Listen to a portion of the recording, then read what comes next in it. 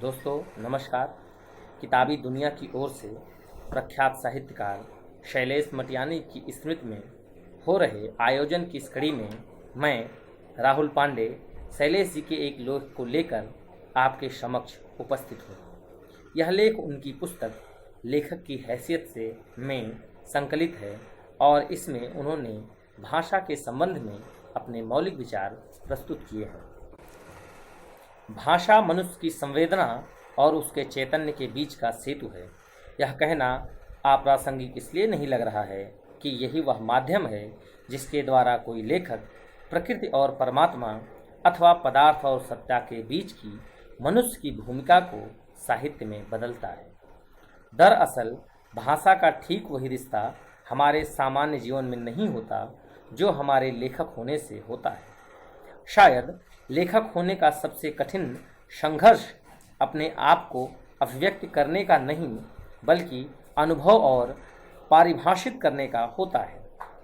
अभिव्यक्त करने के लिए जो भाषा पर्याप्त हो सकती थी, अनुभव और परिभाषित करने के लिए नहीं हो पाती।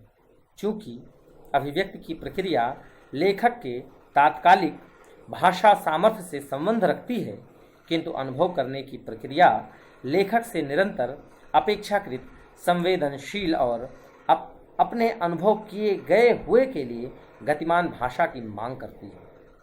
लेखक के लिए यदि वह अपने अनुभव करने की प्रक्रिया में रूढ़ और अतीतजीवी नहीं हो गया है, यही कारण है कि वह निरंतर अपने भीतर भाषा की तलाश महसूस करता है और जानता है कि वह नए सिरे से शब्दों के आविष्कार की प्रक्रिया में नहीं है। सिर्फ उस भाग की खोज है जो प्रत्येक क्षण ठीक उतनी ही संवेदनशीलता, त्वरा और संरचनात्मकता के साथ उसके भीतर अस्तित्व ग्रहण करते हुए अनुभवों का साथ दे सकती है, जिस तरह बढ़ते हुए पौधों का साथ पानी देता है, हवा देती है और धूप यानी प्रकृति। यह कहना शायद कुछ गलत कहा जाना नहीं होगा कि लेखक जब अपने भीतर के अनुभवों को जमीन और प्रकृति देता है, तभी भाषा की वास्तविक अर्थवत्ता और दुसाध्यता भी उसके आगे उजागर होती है। अपने भीतर रचना की प्रतीक्षा करने की साधना जो लेखक करते हैं, उन्हें इस बात का एहसास भी होता है कि भाषा संज्ञायित शब्दों को तत्काल की पहुँच से परे भी लेखक के भीतर प्राणवायु की तरह बहती है और वह उसी में स्थित रहता है और अंततः रचना की स्थिति में समर्थ होता है। भाषा को आलोक की तरह उजागर कर सकने वाला लेखक ही अपने भीतर के उस अंधेरे को पहचानता और मूर्त करता है जो शब्दों की प्रतीक्षा में रहता है। गहराई से देखें तो लेखक के पास सामान्य आदमी की अपेक्षा यह भाषा चेतना ही अतिरिक्त होती है, जो सिर्फ अभिव्यक्त करने की नहीं, अनुभव करने की भी प्रेरणा देती है। अंधेरे में भी आलोक अनुभव करने की प्रेरणा सामान्य व्यक्ति भाषा के माध्यम का उपयोग सिर्फ अभिव्यक्ति के लिए करने तक ही सीमित रहता है, किंतु लेखक के लेखक होने की शुरुआत ही भाषा के अनुभव के लिए होने की प्रतीत से होती है। इसी प्रतीत के सहारे वह अपने अनुभव संसार में सामान्य व्यक्तियों की अपेक्षा ज़्यादा लंबी यात्राएं करता है और अपने आप को अभिव्यक्त करने के लिए अपने भीतर से सामान्य आदमी की अपेक्षा ज़्यादा संकुल, संलिष्ट और संवेग अनुभवों की खेप साथ लाता है। एक लेखक की हैसियत अपने भाषिक असमर्थ की साक्षात्कार किसी लेखक को तब होता है जब भाषा की सारी पूर्वकृत अभ्यस्तता और पारंपरिकता अपने ही अनुभवों के सामने अपर्याप्त और बौनी पड़ने लगती है। अपने भाषिक असामर्थ्य के इस साक्षात्कार के बाद ही कोई लेखक लिखने की भाषा और मनुष्य होने की भाषा के बीच के फर्क को पहचान पाता है। अपने गर्दिश के दिनों या कि अपने जीवन के कठिन समय के प्रति कृतज्ञता अनुभव होती है, तो इसलिए कि शायद अन्यथा इस मनुष्य होने की भाषा को पहचान नहीं पाता, क्योंकि किसी भी लेखक के लिए लिखने की भाषा से भी महत्वपूर्ण मनुष्य होने की भाषा होती है और लेखक होने का संघर्ष दरअसल अपने तत्काल के व्यक्तित्व से बेहतर मनुष्य हो सकने के लिए किए गए संघर्ष के अतिरिक्त और कुछ नहीं।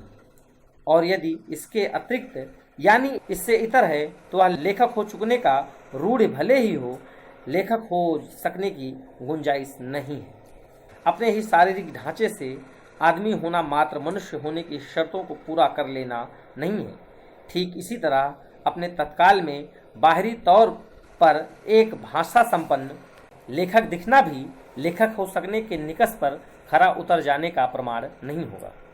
अपने लेखक हो सकने की महत्वाकांक्षा के बाद यदि अपने लेखक हो चुकने की प्रतीति के खतरों से किसी ने मुझे सावधान किया है तो गर्दिश के उन दिनों ने ही जिनमें मैंने भाषा को आलोक के रूप में पहचान सकने की तमीज के अपने पास न खड़ा होने के सामर्थ्य को अनुभव किया।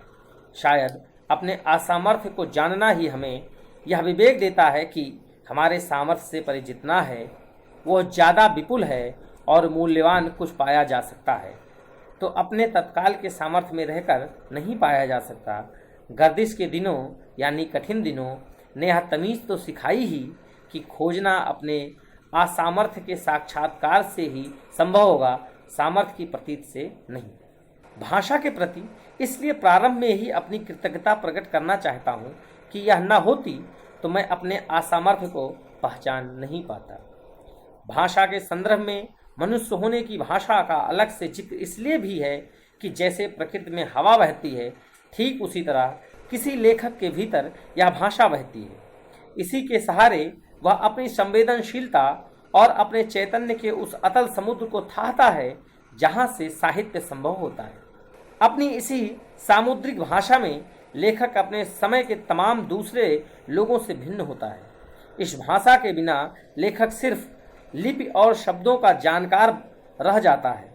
अपने समय की तमाम नैतिक विपन्नताओं और रचनाद्रोही परिस्थितियों के बीच और बावजूद एक लेखक की हैसियत से वह इसी भाषा के सहारे जीवित रहता है। यह मनुष्य हो सकने की भाषा ही उसे निरंतर सावधान रखती है कि अगर उसका लेखक होने का संघर्ष उसके मनुष्य होने के संघर्ष की ही एक शर्त नहीं है तो अंततः वह उस बाणी से वंचित हो जाएगा जिसका तुलसीदास ने विनायक से भी पहले वंदना की है। वास्तविकता यह है कि सिर्फ इसी भाषा के बूते पर लेखक अपने समय में भी रहता है और आने वाले समय में भी किताबी भाषा के बूते पर नहीं। उम्र के रूप में जो समय हमें मिलता है उसे अपनी संपूर्णता में अनुभव और परिभाषित करने की चेष्टा करना ही शायद अपने अस्तित्व को, अपने होने को अपने आत्यांतिक रूप में पहचानने की कोशिश करना है। समय को अपने मनुष्य होने के चैतन्य और संघर्ष से जोड़े बिना ही गर्दिश के दिनों अथवा खुशहाली के दिनों के स्तर पर देखने की कोशिश करना संभवतः विवेक संगत नहीं, क्योंकि आत्यांतिक मूल्य इस बात का नहीं होता कि अपने समय में हम कितने दुखी या सुखी अथवा कितने विपन्न या संपन्न रहे, बल्कि वास्तविक सामर्थ्यता सिर्फ इस बात की होती है कि अपने समय में हम मनुष्य कितना हो पाए। यह मनुष्य होना कोई अवधारणा नहीं है, यह अपने परिवेश और परिस्थिति के बीच सारी विद्रूपताओं के बावजूद अपनी संवेदना और अपने चैतन्य के अनुसार ही आचरण करने के आत्म स्वातंत्र में जीना है। यह देश, काल और परिस्थितियों के अनुसार ढलते हुए बीत जाने की जगह अपने आप को अपने ही हाथों रखने का निर्णय लेना है। अपने निर्णय को सिर्फ अपने ही हाथों में रखने के अपने जन्म सिद्ध अधिकार को पहचानना ही एक मनुष्य की हैसियत से स्वतंत्र होना और स्वतंत्र रखना है, और मनुष्य की इस स्वयं सिद्धता को देश, काल और परिस्थितियों के तात्कालिक मूल्यों के ऊपर रखना ही साहित्य रचना है। इस निर्णय, इस आत्मबोध की शुरुआत से ही किसी लेखक में भाषा की भी शुरुआत होती है। आपका बहुत बहुत धन्यवाद।